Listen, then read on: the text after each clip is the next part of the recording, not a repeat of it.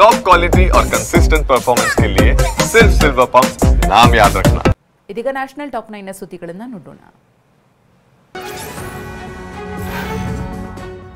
ಪ್ರಧಾನಿ ಮೋದಿ 4 ದಿನಗಳ ವಿದೇಶ ಪ್ರವಾಸ ಭಾಗವಾಗಿ ಲಂಡನ್ಗೆ ತೆರಳಿದ್ದು ಅನಿವಾಸಿ ಭಾರತೀಯರಿಂದ ಭವ್ಯ ಸ್ವಾಗತ ದೊರೆಯಿತು. 2 ದಿನ ಲಂಡನ್ನಲ್ಲಿದ್ದು ಹಲವು ಒಪ್ಪಂದಗಳಿಗೆ ಅಂಕಿತ ಹಾಕಲಿರುವ ಪ್ರಧಾನಿ ಮೋದಿ ಜುಲೈ 25 ಮತ್ತು 26ರಂದು ಮಾಲ್ಡೀವ್ಸ್ಗೆ ತೆರಳಲಿದ್ದಾರೆ. ಅಲ್ ಖೈದಾ ಉಗ್ರ ಸಂಘಟನೆ ಜೊತೆ ನಂಟು ಹೊಂದಿದ್ದ 4 ಶಂಕಿತ ಉಗ್ರರು ಬಲೆಗೆ ಬಿದ್ದಿದ್ದಾರೆ.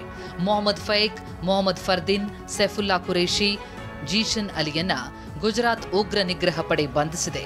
ಇವರು ತಮ್ಮ ಸಂದೇಶಗಳು ಸಿಗದಂತೆ ಮಾಡಲು ಆಟೋ ಡಿಲೀಟ್ ಆಪ್ಗಳನ್ನು ಬಳಸ್ತಾ ಇದ್ರು ಎನ್ನಲಾಗಿದೆ.